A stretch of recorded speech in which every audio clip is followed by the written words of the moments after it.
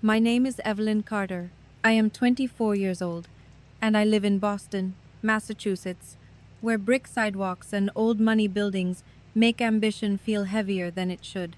I am finishing my senior year in business analytics while working part-time as a financial assistant, the kind of job that looks impressive on LinkedIn and quietly drains you in real life. On paper, my life looks stable and controlled. I paid my own rent. I covered my own expenses.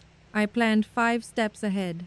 What no one saw was that for 3 years, I slowly dismantled myself for a man who never once chose me. The night everything cracked open was supposed to be harmless, a celebration. A crowded apartment filled with warm lights, loud laughter, and the smell of alcohol soaked into cheap furniture. It was a farewell party for graduating seniors, the kind where everyone pretends endings are exciting instead of terrifying.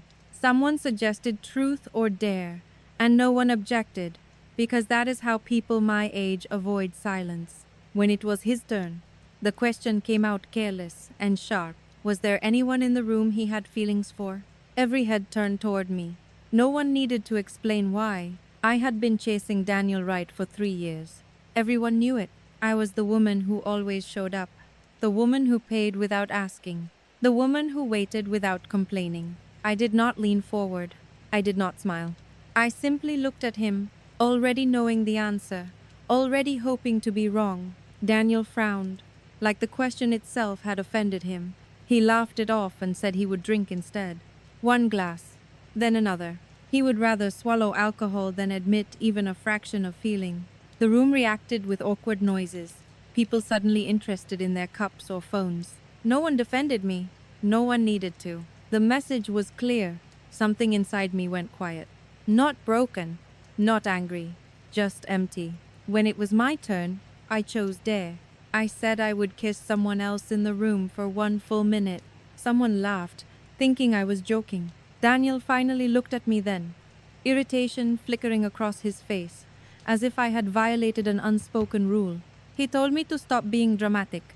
He reached out, not to hold me, but to control the situation. I stood up anyway. My eyes landed on a boy sitting near the corner, silent, observant, younger than the rest of us. Ethan Blake. He looked startled when I approached him, like he had never been considered an option in his life. I asked him if he knew how to kiss. The room froze, the timer flipped, and when my lips touched his, I felt something shift permanently. That kiss was meant to be reckless. It became the beginning of everything. I did not always understand that what I was doing for Daniel had a name. At first, it felt like effort, then loyalty, then patience. By the time I realized it was self-erasure, 3 years had already passed. I met Daniel Wright during my sophomore year. He was older, sharper, and carried himself with the quiet arrogance of someone who had struggled just enough to believe he deserved everything. He was known for his grades, his discipline, his future. People spoke his name with a kind of respect that made you straighten your back without realizing it. I admired him before I liked him. That was my first mistake. Daniel never chased anyone. He let people orbit him. When I started spending time with him, it happened subtly. Group projects, late nights in the library, coffee that turned into dinner because it was too late to pretend we were still being productive. He never flirted in obvious ways. He asked questions. He listened. He made me feel intelligent, useful, necessary. I mistook that for intimacy. I was the one who leaned in first. I was the one who suggested seeing each other outside of school. Daniel did not say no. He rarely did. He just never said yes in a way that mattered. Every boundary stayed blurred. Every label stayed postponed. Whenever I asked what we were, he smiled like I had asked something childish and said he wanted to focus on his future first. He said feelings were complicated. He said he did not like rushing into things. I told myself that meant I was special enough to wait for. Waiting became my personality. I paid for dinners because he was saving money. I booked study rooms because he was busy. I covered rent for the apartment he said he needed for focus, telling myself it was temporary, telling myself love was an investment. When he forgot my birthday, he said he was overwhelmed. When he canceled plans, he said he was exhausted. When he disappeared for days, he said I was imagining distance that did not exist. Whenever doubt crept in, Daniel was ready with reassurance that sounded reasonable enough to silence me. He said I was overthinking. He said I was sensitive because I cared too much. He said other women did not pressure him like I did, then laughed and added that he liked that I cared. I clung to that sentence like a lifeline. The first time I noticed Lily more, I did not think much of it. She was younger, soft-spoken, always looking like she might break if someone raised their voice too loudly. She was introduced as someone Daniel was helping. A freshman struggling with anxiety, health issues, family problems. Daniel framed it like a moral responsibility. He said he could not abandon someone who needed guidance. I nodded and told myself compassion was attractive. Lily appeared more often after that. Study sessions, group dinners, casual mentions in conversation. Daniel talked about her the way people talk about charity work, detached but proud. He said she was fragile. He said she reminded him of his younger self. I told myself there was no competition because he never touched her, because he never said her name the way he said mine, because I was the one paying for his life. But then came the details that did not add up. The jacket I bought him for winter appeared on Lily's shoulders one evening. Daniel brushed it off, said she was cold and he did not think it mattered. The restaurant I booked weeks in advance for his birthday showed up in a photo online, tagged under Lily's account. Daniel said plans had changed last minute and he forgot to tell me. The necklace I saved for months to buy him appeared in another photo, catching the light against Lily's collarbone. He said she admired it and he let her borrow it. Every explanation was reasonable if you wanted to believe it. I wanted to believe it. The night that finally cracked my illusion came quietly. No shouting, no confrontation. I was scrolling through my phone in bed when I saw a post from a mutual friend, congratulating Daniel on a birthday dinner. The photo showed him smiling across a candle-lit table. Lily sat beside him, close enough that their shoulders touched. The caption joked about how lucky he was to be surrounded by people who loved him. I was not tagged. I was not mentioned. I was not there. I stared at the screen until my eyes burned. Then I opened my banking app, not because I planned to, but because my body needed proof of something solid. I traced the charges back. The restaurant, the gift, the apartment. Everything that made his life comfortable traced back to me. I realized then that I had not been forgotten. I had been replaced, slowly, carefully, while still being funded. That was the first night I understood the truth. I was not his partner. I was his resource. The silence after the kiss did not feel chaotic. It felt surgical. Someone laughed too loudly. Someone else cleared their throat. The music kept playing, unaware that the atmosphere had shifted. I stepped back from Ethan Blake, my pulse steady, my mind oddly clear. His ears were red, his hands gripping the edge of the couch like he needed an anchor. I thanked him softly and turned away, already done with the moment. The dare was complete. I had followed the rules. I had not broken anything except an illusion. Daniel Wright was on his feet before anyone else reacted. His jaw was tight, his voice low but sharp as he told me I had gone too far. He said I was embarrassing myself. He said I was acting out just to get a reaction. His hand reached toward me, not gently, but with the familiar authority he used when he wanted to reassert control. I stepped out of reach. For the first time, I did not care how that looked. Someone asked if the kiss had lasted a full minute. No one had actually timed it. I glanced at Ethan. He leaned back, still stunned, and said quietly that it had not. 30 seconds short. The room went still again. I looked at Daniel and told him that if rules mattered so much to him, he should have paid attention earlier. I leaned down and finished the remaining time without hesitation. That was when Daniel lost control. He grabbed my wrist and yanked me back, knocking over the timer on the table.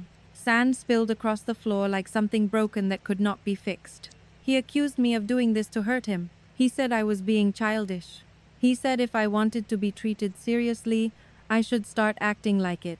The hypocrisy landed heavy in my chest, but it did not hurt the way it used to. It only clarified. I asked the room a simple question. Who paid for this apartment? Who bought the alcohol? Who reserved the space? People shifted uncomfortably. Someone mumbled my name. I continued calmly, listing facts the way I did at work. The jacket on Lily's shoulders, the necklace around her neck, the restaurant booked under my card, the apartment lease in my name. I did not raise my voice. I did not accuse. I simply told the truth. Lily Moore looked like she might cry. She said she never meant to cause trouble. She said Daniel was just being kind to her because her health was fragile. She said if I felt uncomfortable, she would step back. The performance was flawless. It would have worked on me a week ago. Now I watched it like a rehearsed scene from a play I had finally walked out of. I asked Lily where she slept the night before. No one answered for her. The party dissolved quickly after that. People made excuses and left. Daniel slammed the door on his way out. Lily followed him, glancing back once with an expression that wanted sympathy and failed to earn it. When the apartment emptied, I stood alone in the mess I had paid for and felt nothing but resolve. The next morning, I went to the bank. I canceled the supplementary card linked to Daniel's name. I froze the account he had access to. The manager asked if everything was all right. I said yes. I said I was reorganizing my finances. It felt good to tell the truth in a way that did not require explanation. Then I went to the apartment. I had hired movers ahead of time, not because I was impulsive, but because once I decided, I never hesitated. Daniel arrived halfway through, hair messy, eyes wild, still convinced he could talk his way out of consequences. He accused me of being dramatic. He said couples fight. He said I was punishing him for helping someone weaker. He told me I was ruining everything over nothing. I told him I was done funding his life. When he left, I showed him the bank statements. Every transfer, every rent payment, every purchase labeled and dated. I explained that the largest withdrawal, the one he claimed was for an accident, matched the standard deposit amount for a property in a nearby development. His face changed. Not guilt. Calculation. He asked how I knew. I told him it did not matter. What mattered was that the house was not in my name. Daniel said the house was for us. He said he was planning a future. He said he wanted to surprise me once he was stable. He said Lily had nothing to do with it. He said I was sabotaging my own happiness because I could not trust him. I asked him one question: why Lily had access to that house. He did not answer. Instead, he tried to grab my arm again, lowering his voice, telling me I was making a mistake I would regret. The mover stepped closer. He backed off, humiliated, furious, exposed. I left that apartment with everything I paid for and nothing I did not. 2 days later, printed bank statements appeared across campus, not illegally, not anonymously, through formal channels, shared quietly, then loudly.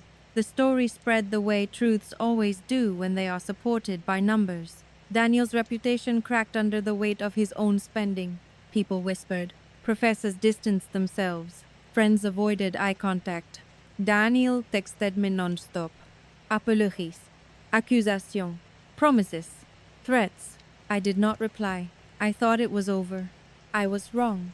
In his mind, I was not gone yet. Daniel did not disappear after his name started circulating in whispers. He multiplied. He showed up outside my building, outside my classes, outside my workplace, always apologetic in public, always angry in private. He said he had been misunderstood. He said people were cruel. He said I had taken things too far. When that did not work, he shifted tactics. He said he was scared. He said he had never felt safe with anyone before me. He said poverty teaches you to cling to whatever keeps you afloat, even if you hurt it in the process. I listened once, only once. We sat across from each other in a quiet cafe near campus, the kind with neutral lighting and uncomfortable chairs designed to keep conversations short. Daniel looked thinner, less polished. He spoke about his childhood, about watching his mother cry over bills, about never knowing when the ground would disappear beneath his feet. He said Lily had needed help, but I had been the future. He said I was strong enough to handle waiting. He said he had always known I would stay. That sentence broke something permanently. I told him I was not strong for enduring neglect. I was naive. I told him love was not proven through patience or sacrifice. It was proven through presence and choice. He stared at me like I was rewriting rules he had depended on. When I stood to leave, he grabbed my sleeve and whispered that he loved me. Finally, fully, desperately. I felt nothing. The absence was complete. No anger, no sadness, just a quiet certainty that whatever bond he thought existed had already died months ago. After that, I stopped engaging. I blocked his number. I changed my schedule. I filed a formal notice through legal channels regarding financial recovery. Clean, precisi, un emocional. Daniel sent one last email accusing me of cruelty, of abandoning him when he needed me most. I did not respond. I no longer needed to defend myself to someone who had built a life on my silence. While his world contracted, mine expanded. I accepted an exchange program overseas, something I had postponed for years because Daniel always said it was impractical. I started packing my life into boxes that belonged to me alone. In the middle of that chaos, Ethan Blake appeared again, quietly, respectfully, like he had never assumed access to me in the first place. We talked, slowly. He never asked me to explain Daniel. He never asked me to justify my decisions. He listened without interrupting. He noticed small things, like when I limped from walking too much, or when my hands shook after long days. He showed care without obligation, interest without entitlement. One night, after I twisted my ankle rushing between errands, Ethan showed up with bandages and antiseptic. He knelt in front of me, careful, focused, treating my injury like it mattered because I mattered. When I asked why he was doing all this, he shrugged and said liking someone should not feel like debt. That sentence stayed with me. Photos of us began to circulate. Nothing dramatic, just proximity, just comfort. Daniel saw them. He unraveled completely after that. He tried to contact my friends. He accused Ethan of stealing me. He said I was rebounding. He said I would regret choosing someone easy over someone intense. I did not reply. The final confrontation came months later, unexpectedly, at the edge of campus on a cold afternoon. Daniel looked exhausted, desperate.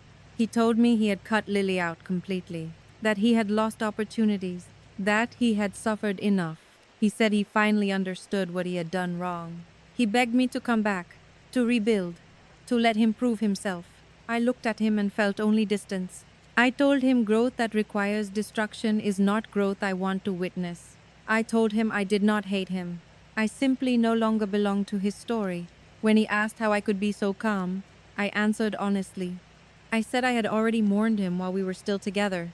He cried, loudly, publicly. It did not move me. Ethan waited a few steps away, giving me space without abandoning me. When I turned toward him, he asked only if I was ready to go home. I nodded. That was when I understood the difference. Daniel loved how I made him feel safe without effort. Ethan loved me without conditions. As we walked away, Daniel shouted after me that he had loved me first. I did not turn around. Love that arrives only after consequences is not love. It is regret. For the first time in years, I chose peace over chaos, and it felt like freedom. I live differently now. My mornings are quiet. My finances are simple. My phone does not buzz with apologies disguised as demands. I no longer wake up wondering if I asked for too much by wanting clarity. I no longer rehearse conversations in my head, trying to sound reasonable enough to be loved. The life I have now is not loud or dramatic. It is steady. It belongs to me. People sometimes ask if I regret how things ended with Daniel. They lower their voices when they ask, like regret is something contagious. I always give the same answer. I regret how long I stayed. I regret how convincingly I learned to excuse neglect by calling it patience. I regret confusing endurance with devotion. But I do not regret leaving. Walking away was not cruelty. It was self-respect arriving late but determined. Daniel stopped reaching out eventually. Not because he understood, but because there was nothing left to pull from me. That was the pattern all along. When the resources ran out, so did the affection. I heard later that he framed our story as a tragedy, where he was misunderstood and abandoned. I let him keep that narrative. People who need to be victims will always find a mirror willing to lie for them. Ethan never asked me to heal faster. He never asked me to forget. He never asked me to become smaller so he could feel larger. He simply stayed. When I hesitated, he waited. When I doubted, he listened. When I was quiet, he did not fill the silence with promises. He filled it with presence. That was how I learned that love does not require collapse to be convincing. Sometimes, late at night, I think about the woman I was at the beginning of this story. The version of me who believed being chosen was something you earned through sacrifice. I do not judge her. She did what she thought love required. But I no longer mistake that version of myself for wisdom. Growth, I learned, is not becoming harder. It is becoming clearer. I am not bitter. I am not vengeful. I am simply done. Done explaining why I deserve honesty. Done justifying why boundaries are not punishments. Done mistaking potential for partnership. If there is one truth I carry forward, it is this. Love that costs your dignity is not love. It is a transaction where you always pay more than you receive. Leaving did not make me lonely. It made space. If you are listening to this and recognize yourself somewhere in my past, know this. You are not asking for too much. You are asking the wrong person. And walking away when someone finally begs you to stay does not make you heartless. Sometimes it makes you free. So tell me, was I wrong for choosing myself when he finally said all the right words? Or was that the first honest decision I made in 3 years?